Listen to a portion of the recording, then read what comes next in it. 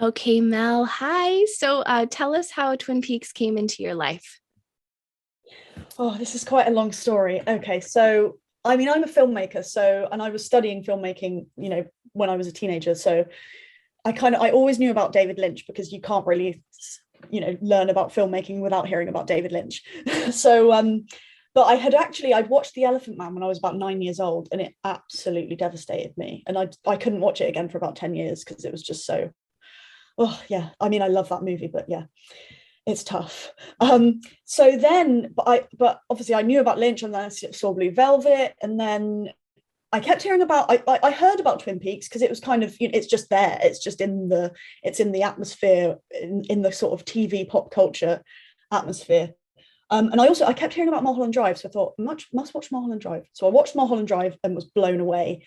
And once I'd watched Mulholland Drive, I was like, okay, I've got to watch Twin Peaks. I can't put it off any longer. So I think it was in about it was it was relatively recent. It was in about sort of 2013. I think of that as recent. It's probably not recent, but it's recent in comparison to a lot of people that watched it when they were, when it was out, and I wasn't even born then. So um so yeah, me and my mum watched it together, and we watched quite a lot of things together. And we literally just from the beginning were just absolutely hooked. We would watch about five of them a night. We'd stay up till like 2 in the morning discussing, analyzing, and it just, from a filmmaking perspective, from just everything, it just totally changed the way I view art, making art. Yeah, so that's how it came to me.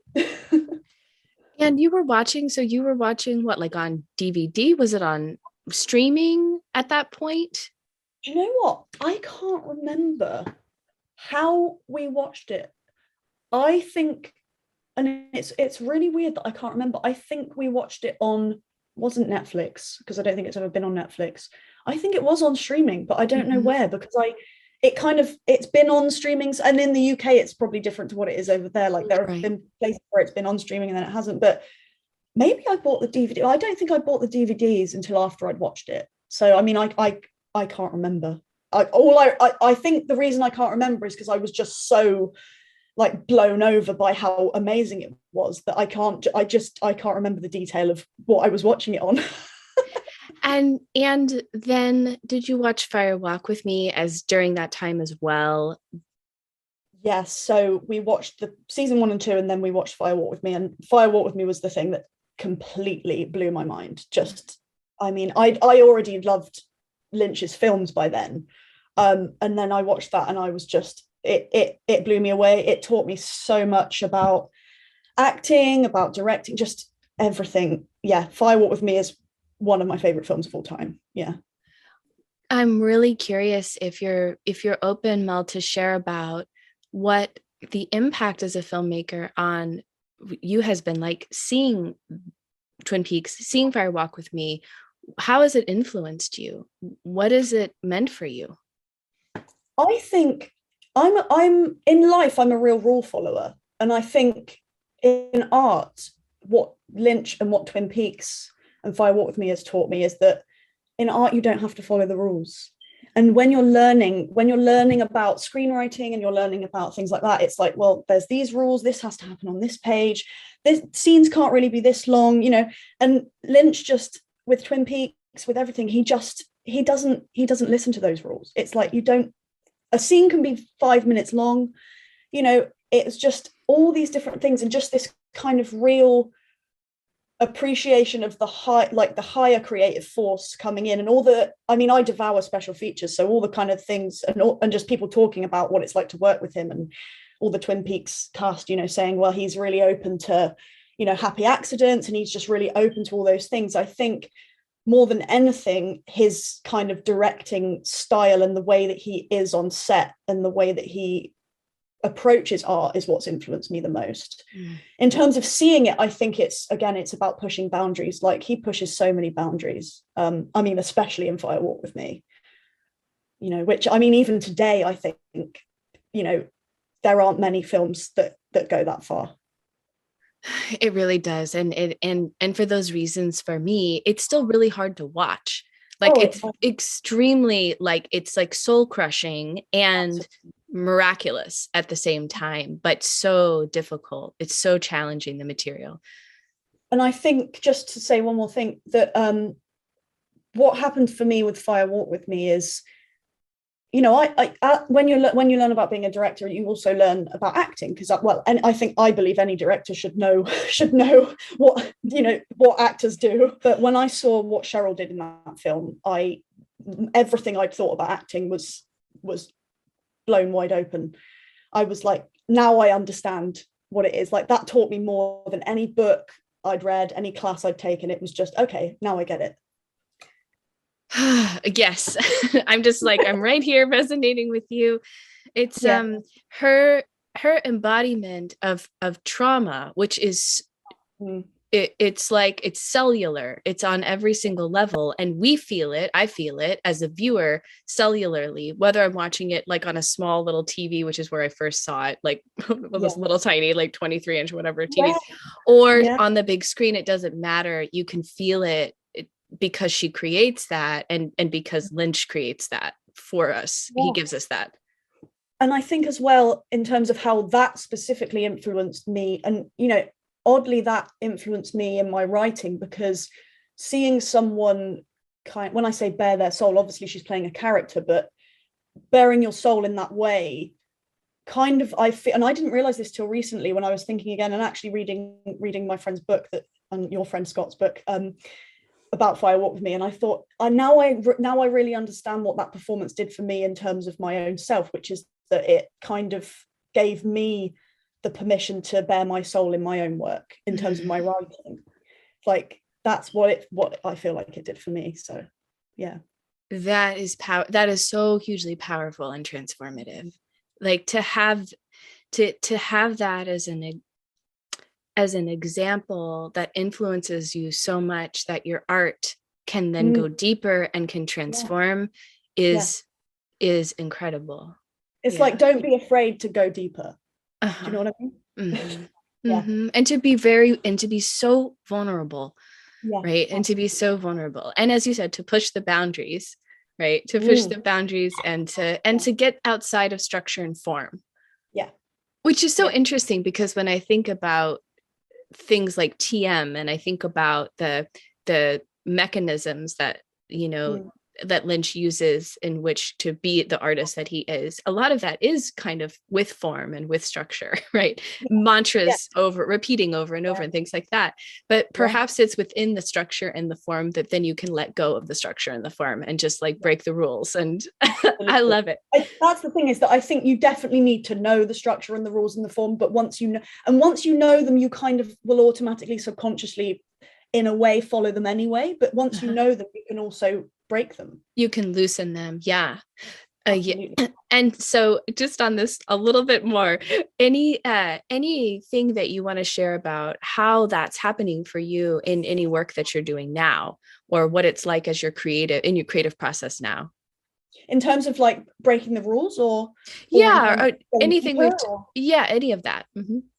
Well, I think the film that I'm working on currently is, I've been writing it since I was 18, so I've been working on it for 12 years now, and it's very much about mental health, and it's not autobiographical, but it's born out of a lot of my own experiences that I had throughout my teens. And I think what Twin Peaks and Fire Walk with Me and everything we talked about has done for me in terms of that project is it's given me that permission to go deeper, be vulnerable.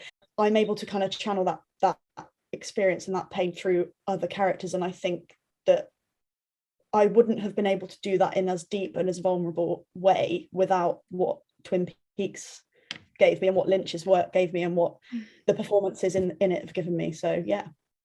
So you're writing and directing, and this is a massive project. Yeah, it's my baby. Yeah. It's your baby. Oh my goodness. That's so exciting. Wow. Yeah, it's great. It's been a long road, but it's getting there.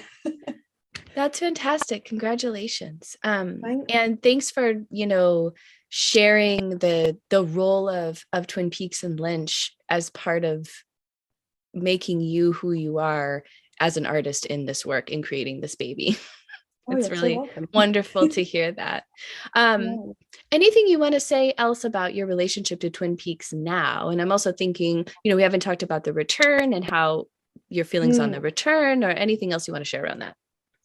Oh, I love the return. I know it's something that there are a lot of I think there are a lot of people I know that aren't as crazy about the return, in terms of how it relates to the original series. I personally love the return. I think maybe it's to do with the fact that I'd watched the original series quite recently before the return came out, so it kind of felt a bit more like I was just glad that there was going to be more, because when we finished it, I was like, there's no more now. And then 2 years later, it's like, oh, there's going to be more. That's great.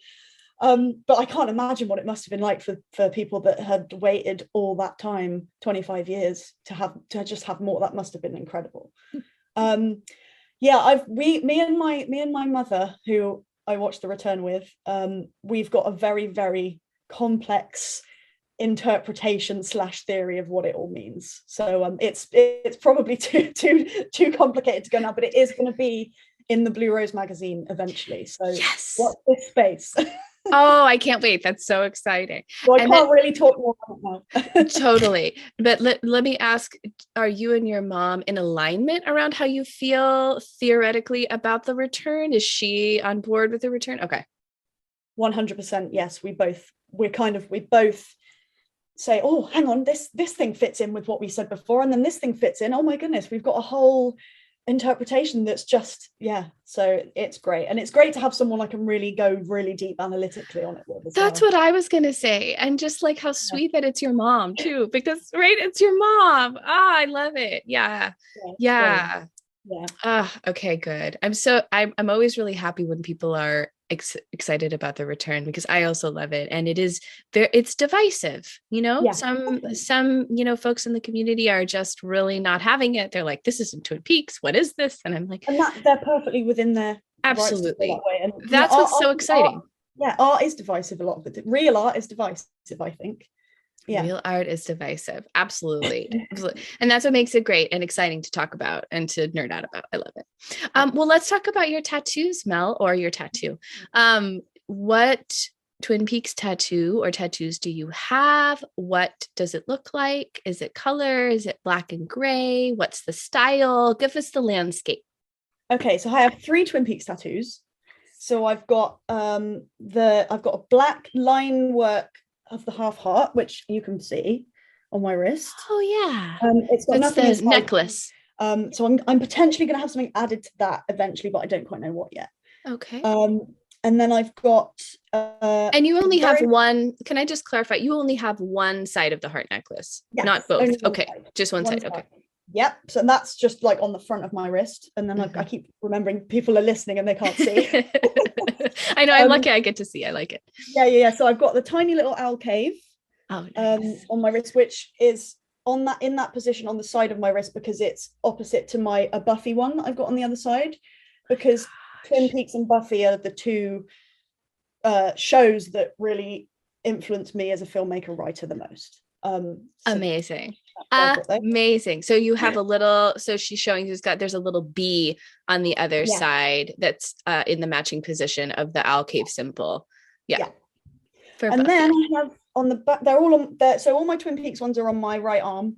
And then I've got a blue rose, a colored blue rose with really nice delicate line work. Yeah. There is really delicate. Do you mind showing it one more time so I can see? Yeah. So it's a really nice, we'll hopefully be able to have pictures of it for the podcast for folks to see, but there's the blue, the rose is colored in blue. And then there's this really nice kind of mixture of both thicker and finer lines in the stem and then the leaves part. Gorgeous. Yes. Love it. Thank you. So can I ask why, did you think about why all on the right arm, right? Yes. Right? Yes. Why all the Twin Peaks tattoos on the right arm? Because my left arm is kind of my female power, girl power, like sort of, I've got Paramore, which is a band that's really special to me. I've got Buffy, and then I'm going to have other things on there. So that's kind of reserved for that. And not that there's not elements of female power in Twin Peaks as well, but this is more my sort of film TV other than the Buffy thing, because that fits into the other bit. I've got weird thoughts about it, and yeah. I love it. Yeah, so and do you want to say any more about like where you got the tattoos, the artist or artists?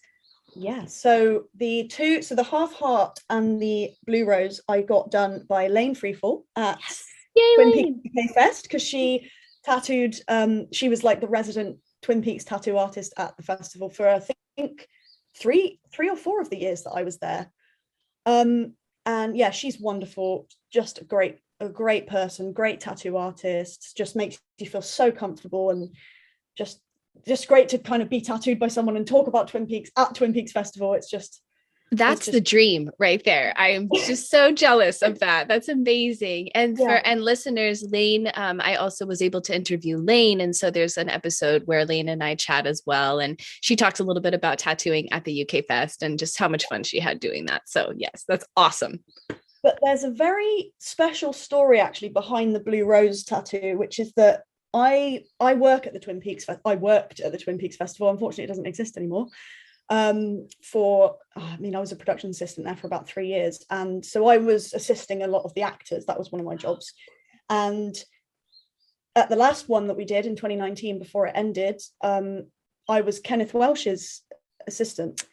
And at the end of the weekend, he took some money out of his little autograph money box, and he gave me some money to say thank you for helping him, and I used that money to get this tattoo. So he essentially paid for this tattoo, and now it means all the more because he's passed away. Because he passed.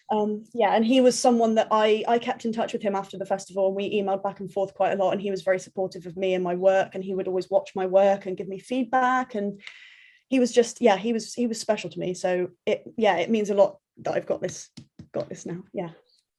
Thank you for sharing that. And it's really, really, really special, really sweet to hear that. And gosh, then you'll look at that and have that memory and think of him and connect. I think that's like such a powerful part of when we have ink, is that it brings us to certain moments, certain people, certain places, certain times.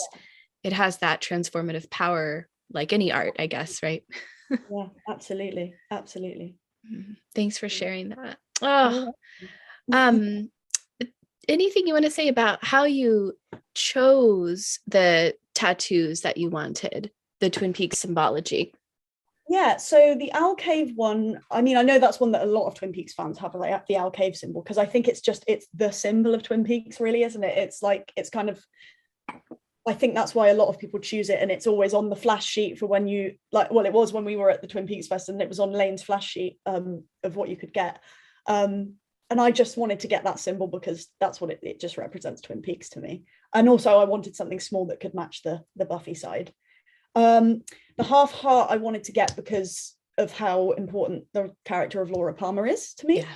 And again, there are things that I potentially might want to get done added to this one, but I don't know what yet, because it's kind of a bit sort of, I mean, it's kind of plain at the minute because it's got nothing inside it, but I kind of like it like that as well, so I don't know, because I know what it means, but other people might not know what it means. And then the blue rose was I just really loved the design, and I also really like the idea of the blue rose being something that doesn't occur in nature, and that's kind of a bit of an outcast in a way, and I've always kind of felt like a bit of an outcast, so yeah, it kind of, I think it means that to me as well. Fabulous. Taking a slight detour from tattoos for a second, anything you want to share about what was it like working at the UK Fest? Tell us, especially listeners who never had, like me, never got to go to the UK Fest. Like, what was it like? Any magical moments? Any magical celebrity moments? Obviously, this Kenneth Welsh story just brought me to tears. Tell us things about the UK Fest.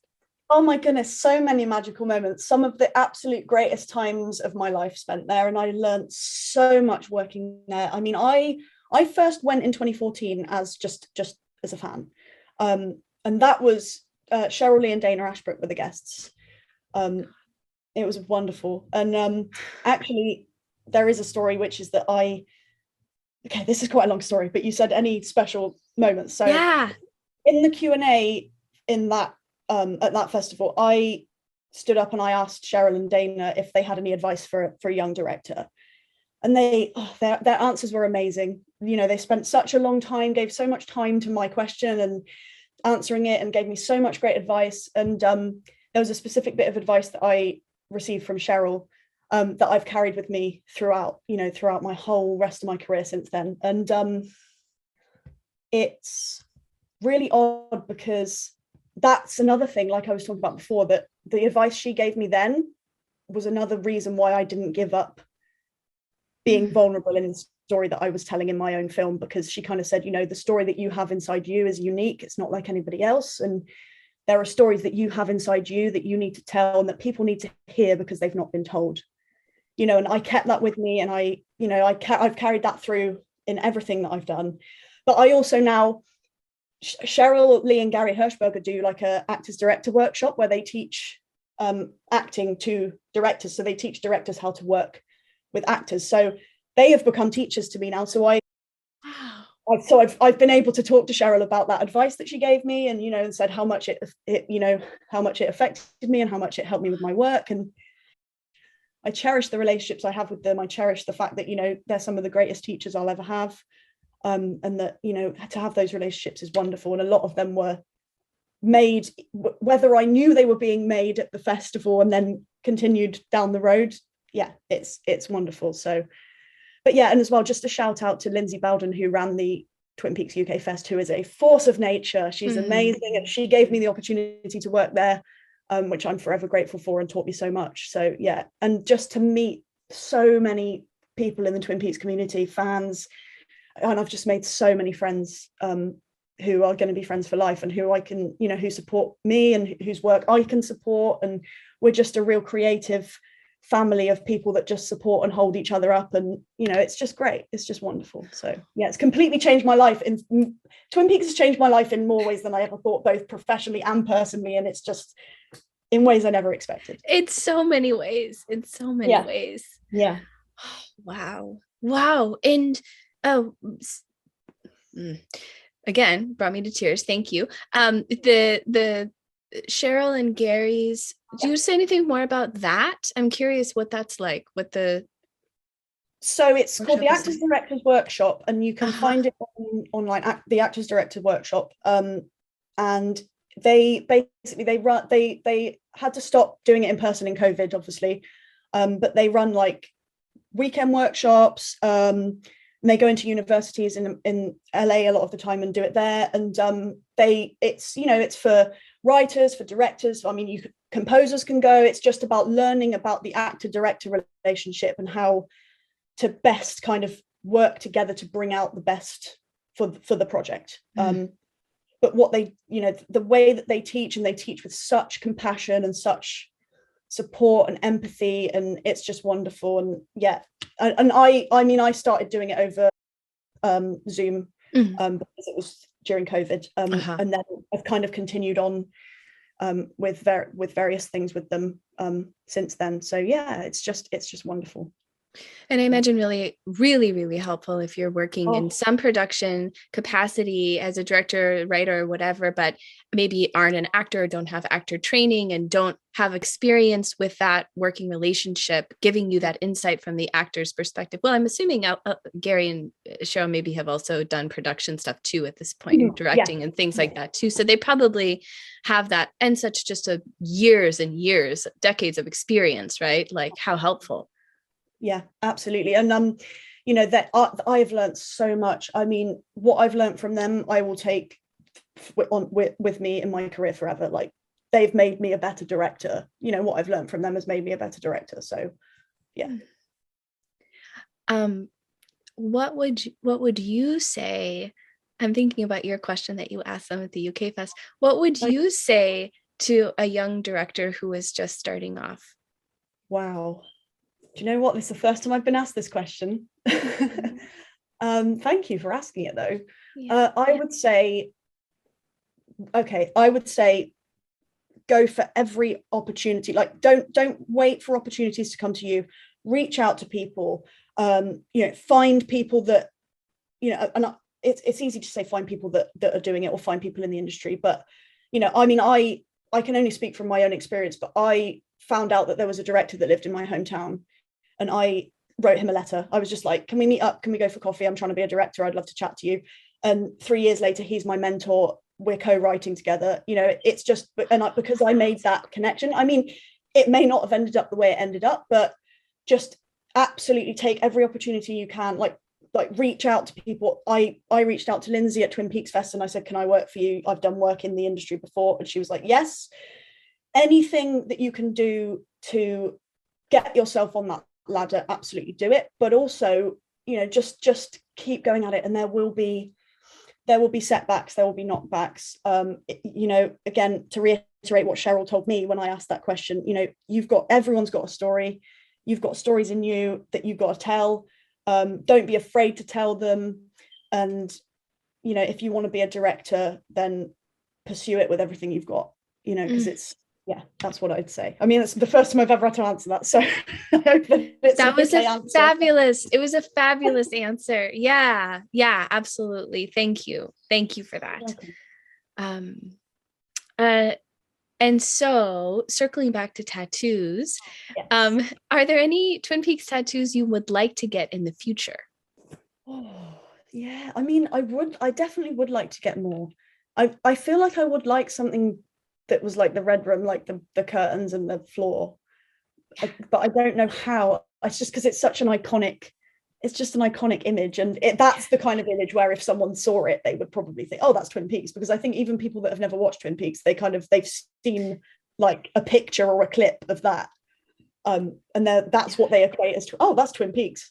So yeah, I think I would like something like that, but I haven't really thought. I've got so many thoughts about loads of different tattoos that I want to get, but I haven't really thought about other Twin Peaks tattoos. Well, what are some other ones that are on your tattoo wish list? Just other tattoos that you want? Oh my goodness, I really want to get a True Romance tattoo, because that's my favorite film of all time. Oh, I see. There's a poster behind Mel as she's saying this. That says True Romance. Yeah, I love it. Well, there's like 4 posters. And, there sure is. Oh, I take it back. And like a vinyl thing, and I'm just obsessed with that movie. Wait, so what True Romance tattoo would it be? That's the thing, I can't decide. That's why I haven't got one yet. Yeah, I can't decide. Potentially like the tattoo that they get in the film, that's like the angel thing with You're So Cool in it or something. I don't know. I don't know. I just love that movie. But yeah, that's one that I want to get. And then there are just other little things. I've got this idea that I'd love to get like all the important people in my life to like handwrite like a word which represents what I feel they've taught me in my life, and get those tattooed like in their handwriting. That's very cool. I like that idea. It's very unique. I haven't thought of that. That's cool. What about any annoying questions people have asked you about either your Twin Peaks tattoo or your other tattoos or your other tattoos? Yeah, I haven't really had anyone ask about my Twin Peaks tattoos. I'd love people to ask me about them. I generally just get people that ask me, what do your tattoos mean? But I have got one on this arm here, which is like it's like a rectangle with 3 kind of like dark lines. Yeah. So that is the band Paramore, that have had a really big impact on me when I was a teenager. Like their music got me through a lot of things. But people always say to me, is it a barcode? Is it a vent? Is it a radiator? And I'm like, no, I know it looks like one. I kind of understand that question. But no, it's none of those things. And then when I do tell them, I'm like, oh, that's weird. So I am gonna get more like lyrics around it and stuff eventually. But yeah, to kind of situate it a little bit more, so maybe you won't get so many barcode questions or something like that. Yeah. If there's a character in Twin Peaks, what character in Twin Peaks would you like to see have a tattoo, and what tattoo would you like for them to have? Oh, I love this question. I think Cooper. I would love to see Cooper with a tattoo, and I reckon it'd be something to do with Tibet, like something to do with Tibet or the Dalai Lama, or like a Dalai Lama quote, or like I don't know. But I think Mr. C's probably got a lot of hidden tattoos. Oh, he probably does. I wonder what they are. like, creepy thing. yeah, like, yeah, just like really, yeah, like really disgusting, disturbing, like imagery Yeah. or something. Yeah. And he's Totally. probably got like that weird like black blob thing with the horns that's on Oh the crane. yeah, on the ace Yeah. cart. Yes, Yeah. absolutely. He's got that probably in multiple places. Yeah. Yeah. Yeah. Yeah. That's a good shout out. Yeah. Okay, and if and when there's a season 4 of Twin Peaks, which of Mhm. course there will be, what what character, either that already exists or a new character, would you like to play in season Oh. 4? Oh, it's hard for me to think about playing a character because I'm so not an actor. But I would say, well, the character I've always identified the most with is Donna. So I maybe would say Donna. Oh, that's a good answer. And I kind of identify more with where she is in Fire Walk with Me, Thank you. which is kind of her being that, the kind of the loyal best friend. Because I feel like I've been that person who's got kind of a friend who's, I mean, obviously she doesn't know what's going on with Laura. So in her mind, Laura's just wild. Once she sees what's going on with Laura. But then Donna kind of, I feel like she has this wild side to her inside that she kind of hasn't let out. And then in the original season, you kind of see her start to kind of let that out. But then I think it's kind of that she's maybe trying to be a bit more like Laura. But yeah, I would say Donna, I reckon. Yeah. That is a wonderful answer. And I love that you, brought in the Moira Kelly moment of Donna, which is, it's, again, divisive in the fan community, but for me, Moira Kelly is Donna, and it just embodies that the innocence, but also that shadow side, that flip, that wild character that is inside of her that she's trying to contend with.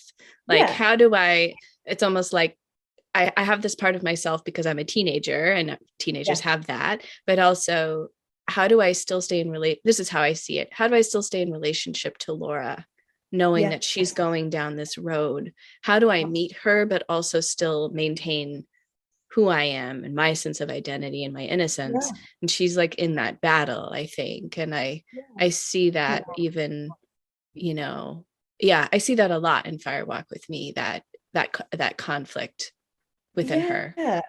Yeah, me too. And I feel like actually, as we're talking, I'm thinking that I actually think that the actress change, having a different actress play the two, even though it wasn't necessarily intentional when they were going to originally do it, I really like that, because the Donna in the original series is she's post Laura Donna. So she's Donna after Laura's gone. Right. So she's kind of a different, she's in touch with a different part of herself. So I think it kind of